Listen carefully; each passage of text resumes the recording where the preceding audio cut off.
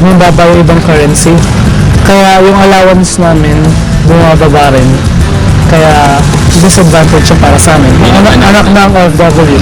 Siyempre, ibig sabihin yan, economics condition ng Pilipinas ay nagiging worthwhile, tumataas. At nagiging competitive na siyempre dahil sa piso, sa pag-angat ng piso against dollar.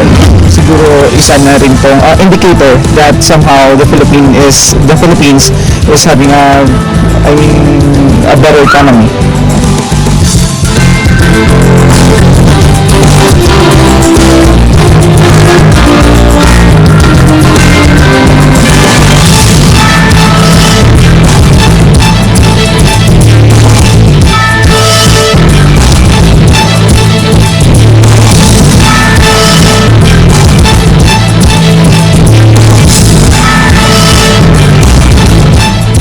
Babalik po tayo sa ating PTV Special for Long Peso. Puntahan naman natin si Elena. May katanungan po mula sa ating Twitter account mula kay @SimpleMom. Nakakatakot po ang pagtaas ng piso. Paano ang mga OFW? Akala namin malaki ang mapapadala namin sa mga pamilya namin, hindi po pala. Ano po ang katugunan ng mga nasa sektor ng OFW po dito? Okay. Miss Ellen. Ay, gaya nga ng nasabi ko kanina, precisely yan yung concern ng mga OFWs na pag tumataas yung value ng pera ng piso, kailangan nilang dagdagan ng padala nila na dolyar sa kanilang mga pamilya dito. Eh hindi ba kung maganda yung trabaho nila doon, pero ang isang bagong konteksto ngayon, lalo ay mayroon tayong global crisis na kinakaharap sa Middle East where most of our workers are deployed at also in North America and Europe. So lahat yun ay may epekto na hindi sa papabuti, kung hindi sa mas magiging issue for concern talaga yon. Meron pong follow-up question na nilabas dito. Kung ang mga OFWs po ang drivers ekonomiya, bakit kulang ang proteksyon na binibigay sa amin? Mula po tayo sa isang OFW sa kanyang Twitter account. Siguro tanungin natin ang side naman ng pamahalaan kasi mukhang pamahalaan at proteksyon para sa mga OFW ang kanyang tinatanong. Yung sa mga OFW po, sa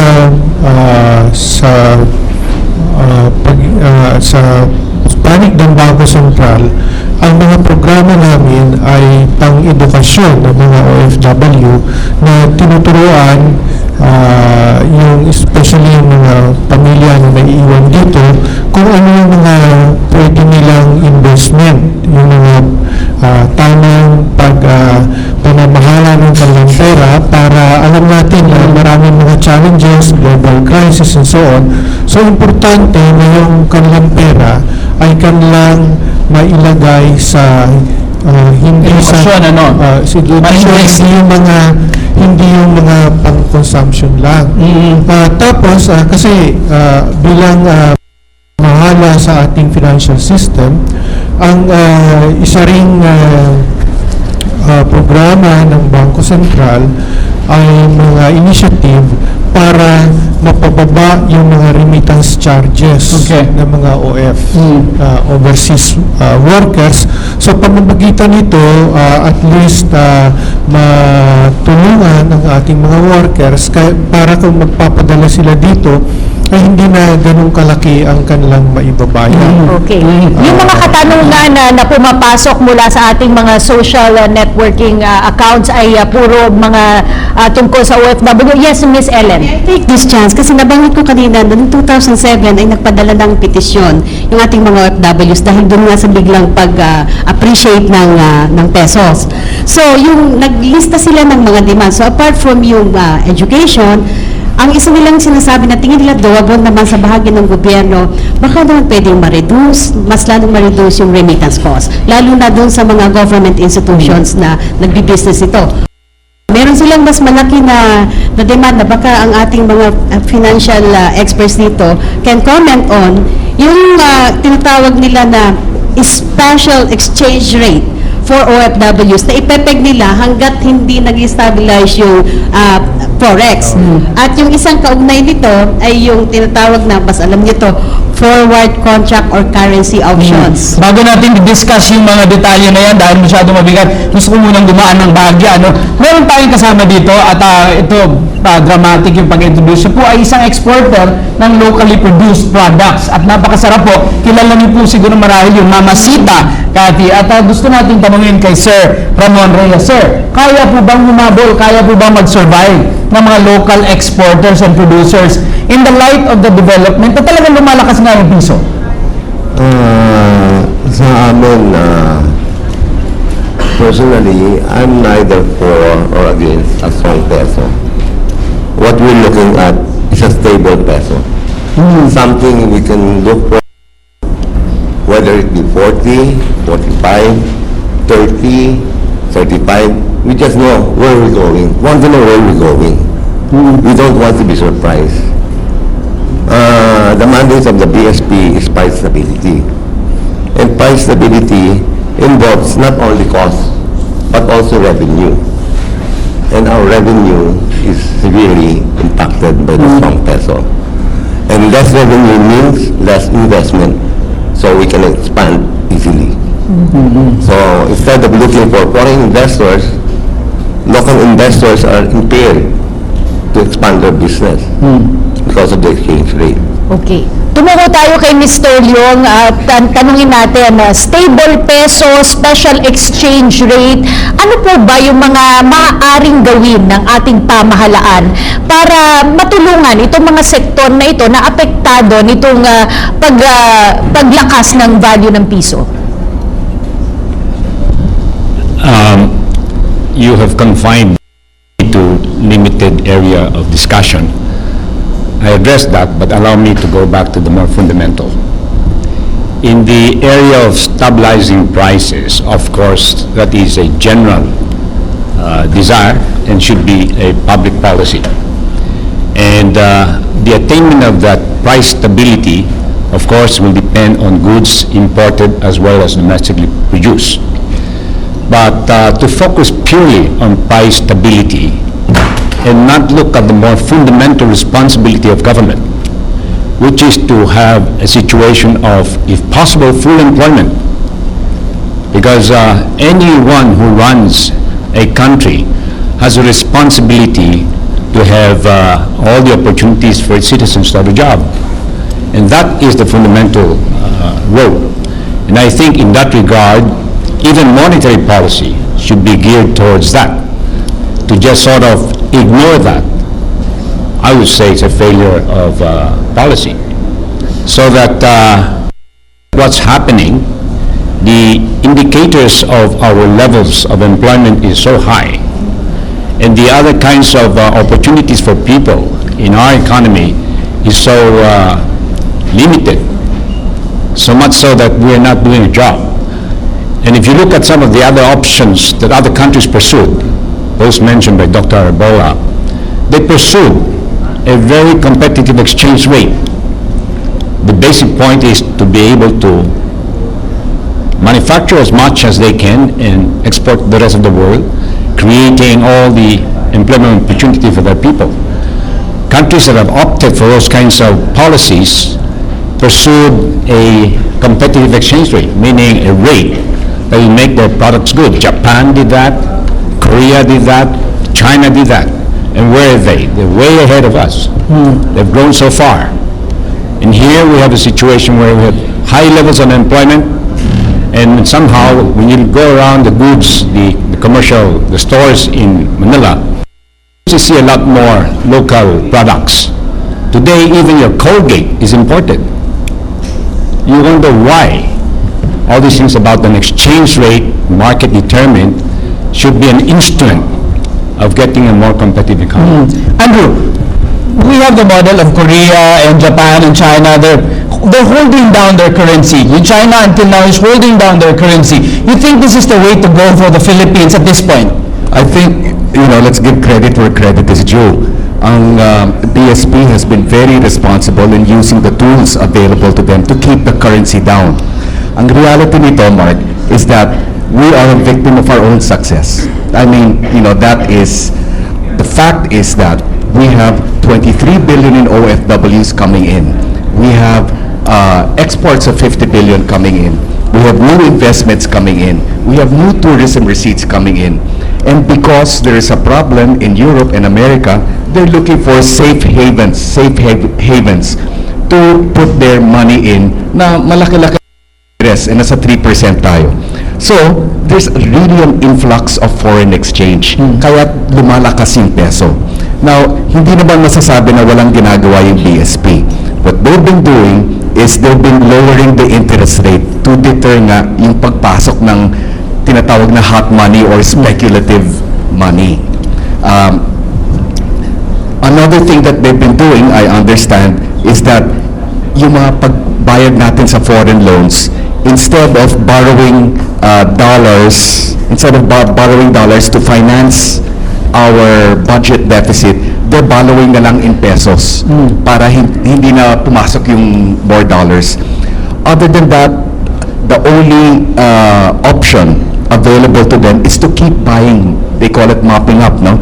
To keep mopping up the dollars in the system. Yan yung ginagawa ng Korea. Yan yung ginagawa ng China. We can do it up to a certain degree.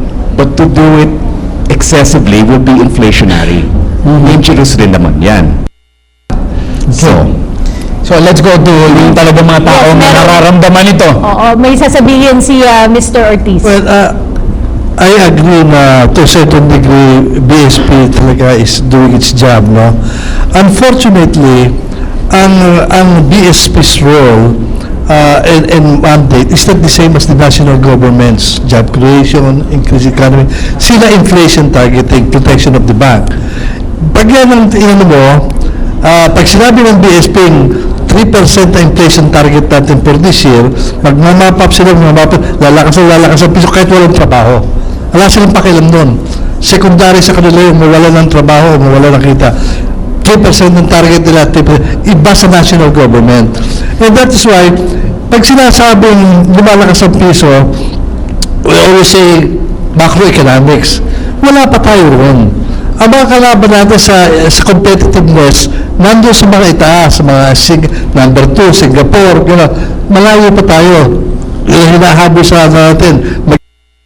Ano ang bakit lumalakas dumadabi pero rito? Hindi foreign direct investment, bumababa pa ang foreign direct, yun ang kikredensya. Ang pumapasok yung portfolio money. Why? Portfolio money in oil, tinatawag ng hot money. Mataas ang interest sa Pilipinas. Wala restriction sa stock exchange. You can go in and come in within the hour, you can do that. Sa iba nilalagyan na nila ng restrictions yan. Tinataksan pa nga sa iba. Para delikado yun eh. One of the worst thing that you can do, yung disorders of the world will go here and destroy our economy by playing around and earning from us. At yun naman, sinasabing portfolio money na, they do not create jobs. They do not create jobs. Ano po suggestion niyo sa BSP, sir? Kung kayo po ang... Well, I would think that there is a need to amend BSP's regulation to include responsibility for the economy and employment. Hindi lang yung inflation. Noong araw, hindi tayo inflation targeting eh. Hindi tayo inflation targeting. Hindi that 15 years ago. And from then on, ano nila, well, pag inflation targeting ka, magbabapap sila. Kahit ang economy is stunted. Kahit ayaw mag-grow, hindi ka makakrewate ng ano. Secondly, hirap, yung ano, dapat na sana, nagbabayad tayo, hindi tayo umuutang abroad.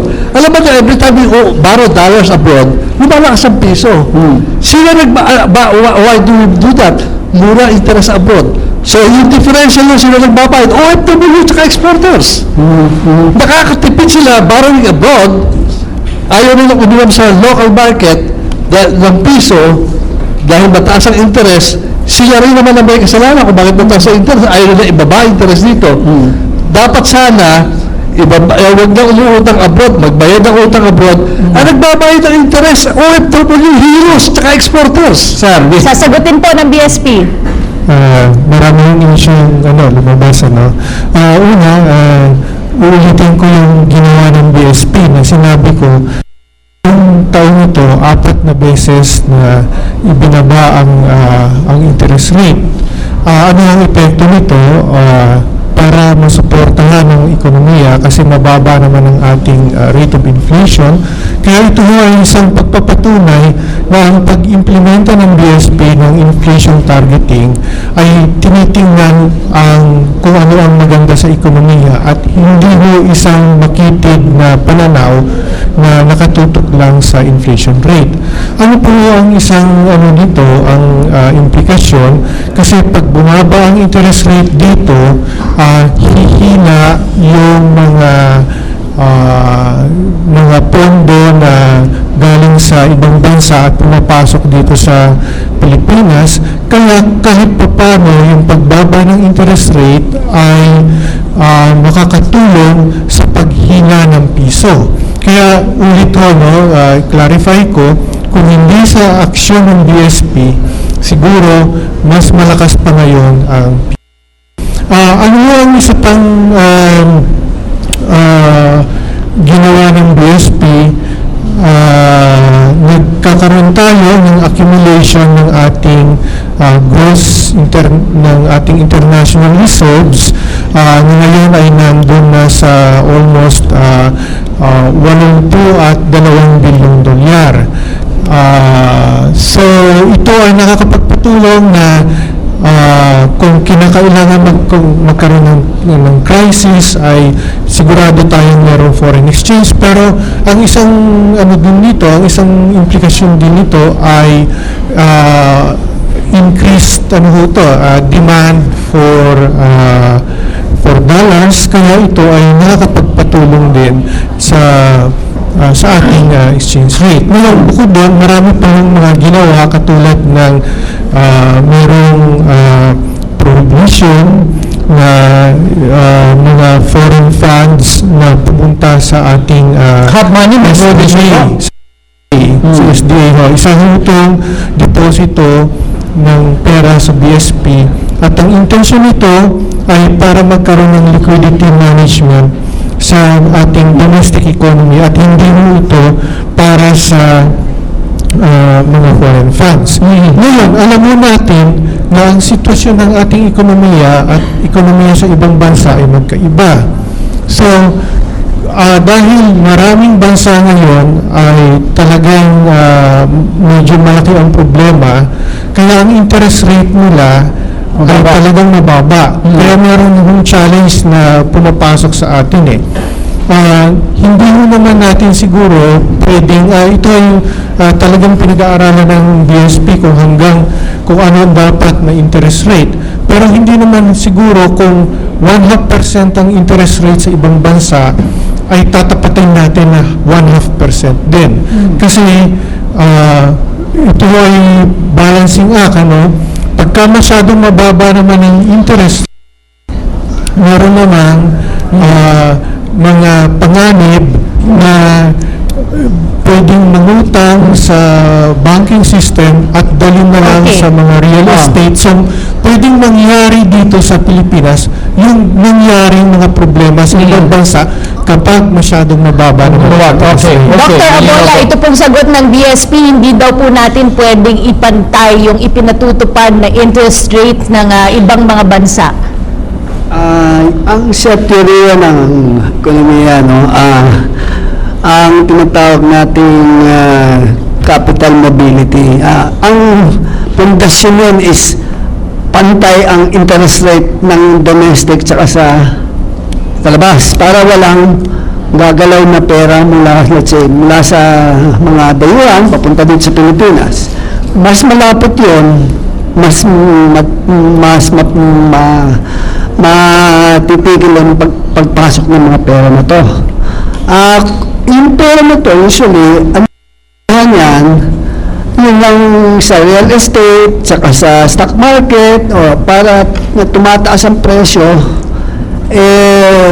pwede naman kontrolin din ng BSP yun. Meron din silang mga kakayahan na bigay ng mga patakaran na ang kayong mga bangko, pwede lang kayo magpangutang hanggang ganito. Ngayon, right now, 20% lang maximum ng loan portfolio to real estate. Pwede nilang taasan, tsaka yung pagpapahiram pa to yung sa mga developers. Problema ngayon, yung mga developers, wala pang ginagawa. Nagkumokolekta na sa mga sa mga OFW, sa mga customer. Pre-selling. Pwede pre-selling, delikado yan. Oh, Andrew, ano tingin mo? Parang ang suggestion na lumulutang ay may mas agresibong BSP na hindi lamang sa inflation na yung check, kundi pati na rin sa job generation, pati na rin sa checking the inflow money. You know what? We have to be very careful in treading that.